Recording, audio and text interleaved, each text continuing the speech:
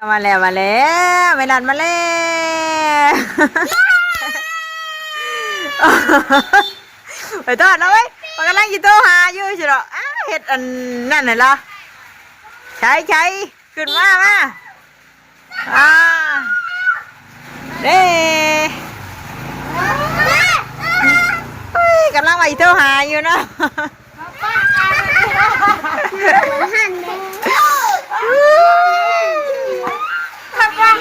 กว่า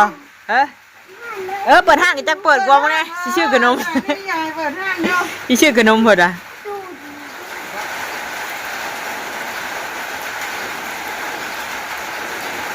เปิดภาพเปิดคลิปออกมากับพ่อกับถนนหนทางพี่น้องเอ้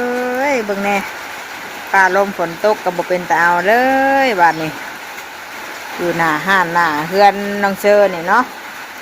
หากะมาแต่รับลูกรับหลานอยู่โรงเรียนป้าลุงเลยพอดีไปโทรหาทางสาวบุญเพิ่นเนาะแม่น้องน้ำพิงว่าเราไปรับน้ำพิงนะบ่บ่เนาะก็เลยขอมาติดรถมาน้ำเพิ่นเราหากะมาส่งเมื่อกี้นี่พากันลงรถแล้วก็แม่น้องเชื่อให้เพิ่นขี่ป้าให้เราขี่รถมาผู้เดียวเล่าพี่น้องเอ้ยเพิ่นให้ขึ้นรถมาน้ำแม่น้องน้ำพิงน้ำสาวบุญขอติดรถเพิ่นมายันว่าพาลูกหลานล่มทางมื่นพี่น้อยพุ่นต่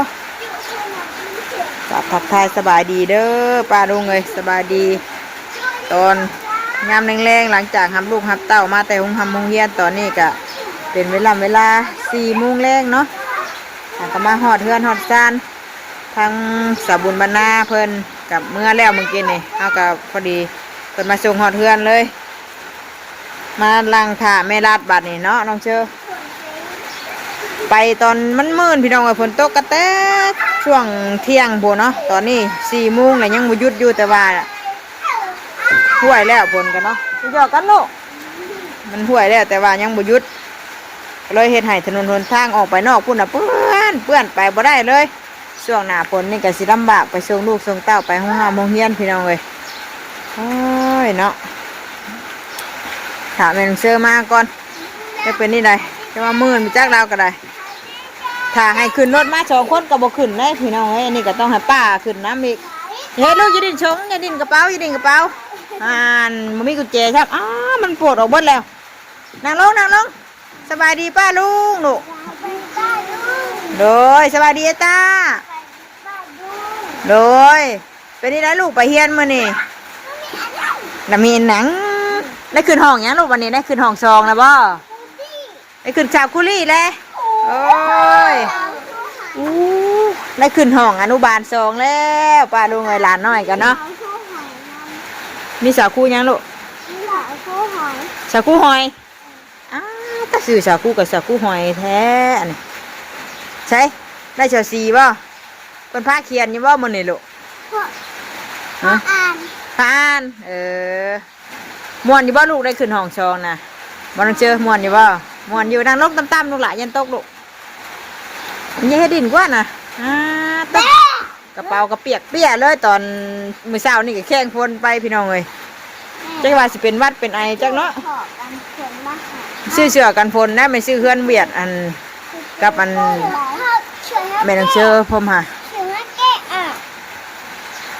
ไอ้แม่ต้องเชื่อแบซื้ออยู่ตลาดเสื้อกันฝนนะบื้นจังเอาดูเลยบื้นจังเอาเช้านี่ก็พากันตากฝนไปใช้ชื่อว่านะอ่านรู้หาชื่อยังอันนี้ผลเขียนชื่อให้บ่นี่ชื่อยังป้าลุงอันนี้บ่อ่านมึงรู้หาเชื่อยังก็อันนี้เชื่อยังวะเชื่อดินดาแม่นบ่อันนั้นเดลต้าผลชื่อใส่กระเป๋าให้มีบ่ลูกกันนั่นน่ะใช่เอ้าเพิ่นเอาออกว่าบุ่มชอนะเบิ่งฮัลโหลสาวคู่ออกบ่เอ้าแม่ชื่อโซกับอันปื้มให้แล้วเมื่อเช้านี่คือบ่เห็นลูกเพิ่นบอกว่าให้เตรียมปื้มเตรียมโซเด้อเพิ่นว่าบัดคือเตรียมใส่ชื่อให้อยู่เมื่อเช้าน้องเชยยังบ่ของเจ้าลูกเบิ่งฮะยังบ่ ใช่น่ะคือบ่เห็นน่ะลูกมันเหี่ยบ่ของน้องเชื่อก็บ่เห็นสาคูอ้อไปจักลูกเฮ้ย เห็นอยู่ เฮ้ยได้สอน้องยังอยู่ลูกใช้ปื้มได้จ้ะ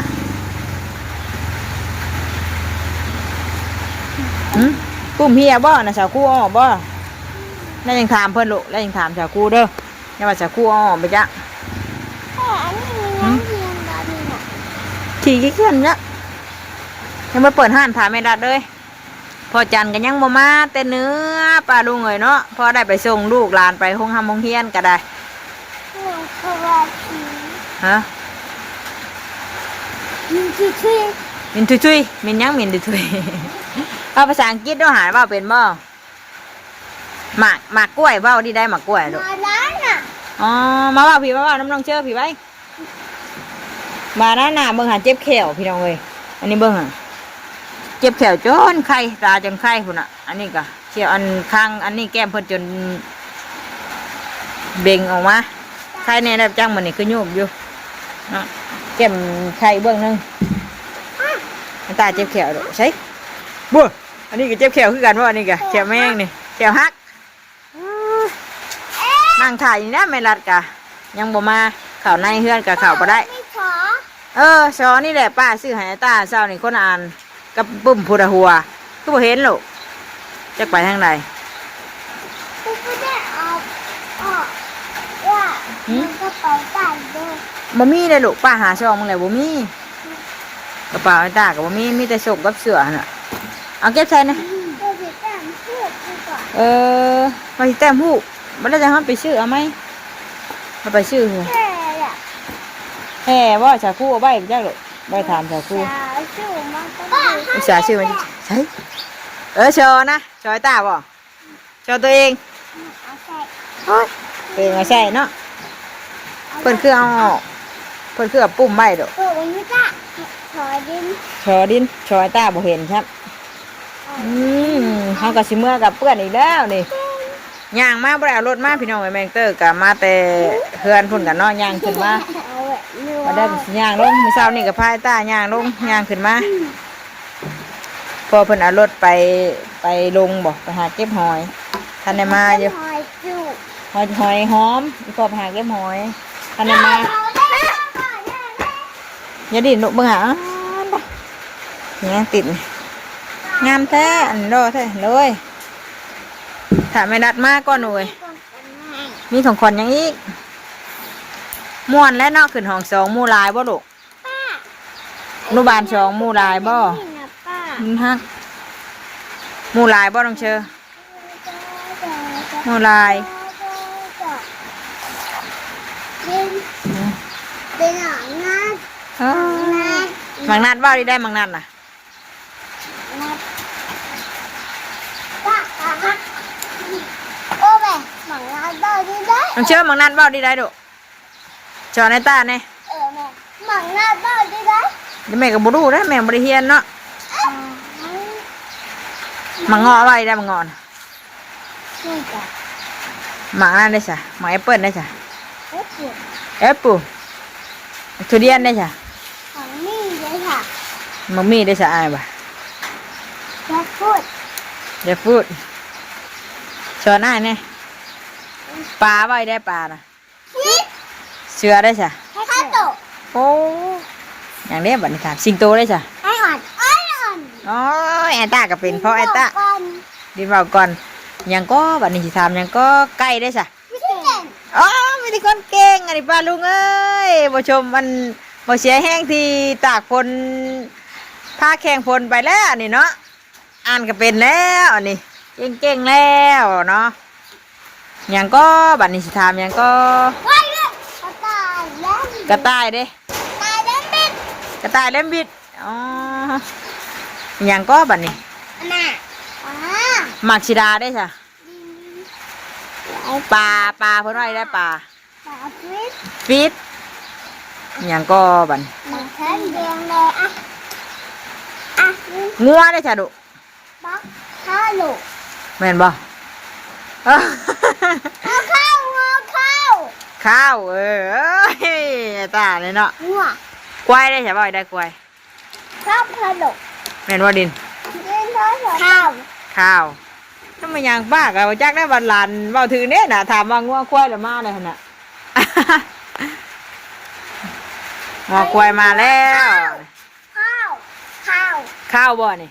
ข้าวมาแล้ว อะไรกันเด้อ ไล่ไปได้ลูก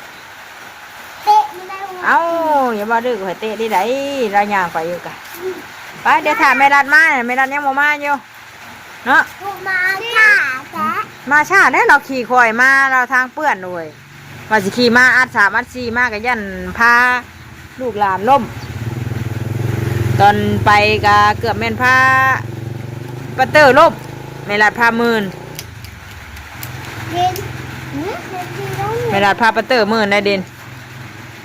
เกือบล่มเดี๋ยวถาเรามาก่อนเนาะจักหน้อยพี่น้องเอ้ยพากันมาก่อนเพิ่นคอยมาหลังขี่หลายคนบัดพาลูกพาหลานล้มลงหันบัดสิเจ็บปวดอีกแล้วเนาะว่ะเป็นหวัดเป็นไอและตากฝนมาก็เลยขอมาน้ำสาบุญเพิ่นมาส่งเนาะติดรถน้ำเพิ่นมาปุ่มได้ปุ่มเฮียอะไรลูกปุ่มบ่เห็น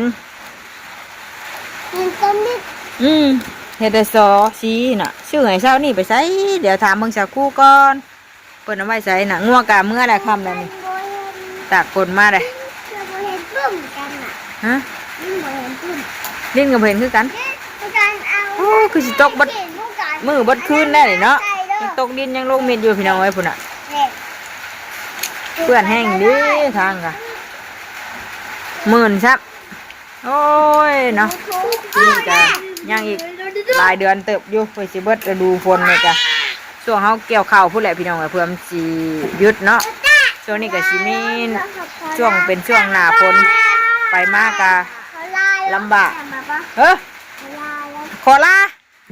ที่ไรหากลับไปโรงเรียนบัดสิขอลาแหละน้องลินยังบ่อยากลาเลยขี่ฮอดครูบ่ลูกเฮ็ดเรื่องกระเป๋ามันขี้ขาดลาไปซะหากะเฮียน2 มื้อนึงบัดสิได้เนาะวันนี้ขี้ฮอดสาวกูต้องเชื่อว่าบ่ลาขี้ฮอดสาวกูบ่อ้าวมันยังนี่ยังมานี่มึงนี่ยังก็นี่ข้าวบ่นี่โอ้ยข้าวมาได้ไล่เด้อเป็นยังเนาะลูกไล่ข้าวไล่ดีใดหุ้ยสิบ่ โอ้ยนี่ก็มาดินเบิ่งข้าวบ่ดูข้าวดิแม่นบ่เห็นน่ะข้าวนี่คือไอ้ตาแท้นี่น่ะตัวน้อยคือไอ้ตาครับ เฮ้ยไอ้ตาอย่างงอได้น่ะน้อยคือตัวช้ำน่ะอย่างง่อยเหมือนอย่าเบาดื้อดูเร่มาแล้วไม่ดันมาแล้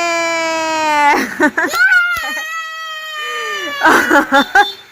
ไปทอดแล้วเว้ยมันกำลังยิโตหาอยู่ใช่หรอเห็ดอันนั่นเหรอใช้ขึ้นมาเด้กำลังไปยิโตหาอยู่เนาะ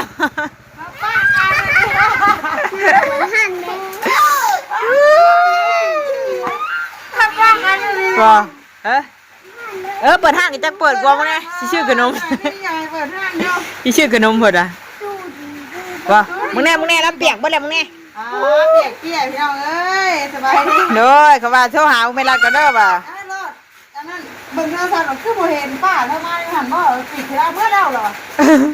เอาละว่าถ่ายอยู่นี่ว่าเอาคำว่าเมื่อชงคุณกับเมื่อละป่ะก็ได้เห็นเรามาชงพี่เลยตายยี่จูมาดีบ่ขับใจน้ำผีอยู่บ่ลูกขับใจอยู่จ้ะลูกใจแล้วจ้ะตอนนั้นเราไม่รู้น่ะเปียกบ่แล้วกระเป๋าขาดบ่นี่เอ้าน่ะพนลงมาแล้วปุ้มคือบ่เห็นข่อยป่ะเอ้าม องง่ายก็บ่เห็นของน้องก็บ่เห็นนะพนเอาออกบ่ว่าเห็นอยู่ซอบ่เห็นปุ้มสาคูเอาออกบ่ลูกบ่ได้เขียนทันทีเนี่ยเพิ่นเขียนชื่อเพิ่นเขียนใช่อยู่บ่ได้เขียนชื่อใช่ซ้ำให้ว่าเนี่ยให้ว่าหยังเลข0นะ0เลข0ว่าเป็นแท้นี่บ่ว่าเป็นแท้นี่จังชิโร่เพิ่นบ่เห็นบ่ปึ้มนะบ่เห็นเขาน้องก็บ่เห็น ไม่ถามของ ของอ้ายก็บ่เห็นอ้ายบ่ พ่อผิดว่าถึงแม่ก็ได้ แม่ก็เป็นอ้าย เด้อ แม่เปิดเอาไปเมื่อยแล้วประเทศเนี่ยเมื่อยจุดลอย ครึ่งดิ มันครึ่งเลย มันหนักนะมันหมื่นเขาว่าอยู่วันนี้รถอันมันเวลาฝนตกไปสิเป็นขี้ตมนั้นหมื่นพี่น้อง มันไหลรถมันนั่ง หนัก อยากได้ของกันคน อย่าไล่ก็จะเอาดอกเชือกกันพล ไม่ได้แม่ซื้อเลยมาเลยมา ให้แม่ว่าบ่ชื่อเชือกกันพลให้มันบ่มีเฮือนเวียนเนาะ เอามืออื่นผู้ใด เด้อเราสิไปชื่อนะเราบ่แรงเราสิไปชื่อเรา เนี่ยน่ะซื้อเฮือนจีน ไปเมื่อแว่เฮือนจีนนะฮะจะไปชื่อเนาะ นี่เฮือนนี่นะผม ไปโจคลิปไว้ก่อนโจคลิปไว้ก่อนตัดผ้ามาอีกมานี่มาหอดเฮือนเลยพี่น้องเอ้ยโอ้ยเปียกเปียยังลูกสบายดีโดยเปียกเปียดูเอ้ยนางเมื่อเลยกี่ว่าสิเมื่อเบเฮือนใหญ่ยันว่าเรานั่นโอ้โหโตตั้งกะเปื้อนไปเลยอ๋อต้องขอคนใหญ่บ่ได้ขอคนน้อยนี่ว่าเอ้ยกี่ว่าเมื่อเลยนะ แรกยาขาเป็นตื่นเลยสิเมื่อขาเป็นตื่น ปรีดาปลาเชอชื่อกับปุ้นมาชูกินน่ะเฮ้ยใช้เฮ้ยมาดูละจูจ้าดูจูจ้า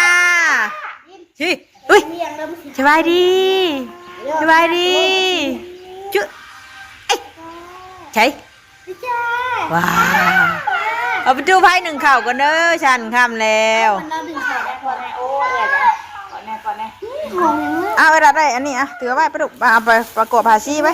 ล่างพักเด้อป้าซะมายางอันนี้เหรอมันเปียกโค้งมังนี่แหละพี่น้องเลยหาหนึ่งข่าวหนึ่งน้ำก้อนบัดนี้ค่ำเลยเนาะ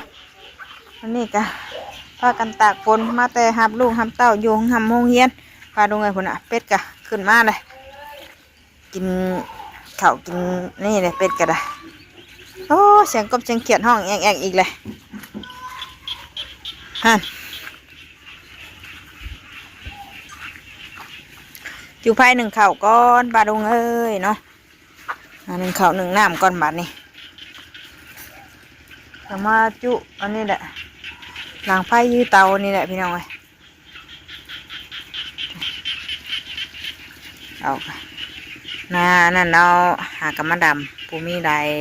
นาได้บอลกะหางกระมากะมีเนาะป้าเอ้ยป้าทางใดเห็นหมอยอยู่ป้าเชื่อแล้วชื่อกระปุ่นมันอ่ะน้ำกะโดนจอกอยู่ยังไปลงหารอเบิ่งน้ำอีกมื้อนี้พี่น้องเอ้ยยังไปลงทุ่งนาเลยไปซันคลิปนี้ก็สิขอจบคลิปไปเด้อมาหอดเทือนหอดซานแล้วป้าดูไงเนาะมาแต่หับลูกหับเต้ายงหับมงเฮียนแข่งฟ้าแข่งฝนมาบรรยากาศตามทุ่งไร่ทุ่งนาแถวแมงเตอร์กะสิหาหนึ่งข้าวหนึ่งน้ำก่อนบัดนี้เนาะไปสำหรับคลิปนี้ลาพี่และน้องเพียงเท่านี้ก่อนฝากเป็นกำลังใจให้ลูกหลานคือเก่าเหรอพี่ได้ไปแล้วบัดนี้ไปลาแล้วเด้อป้าดูไงบายดี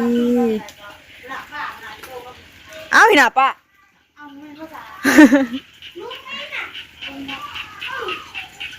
เนี่ยส่ง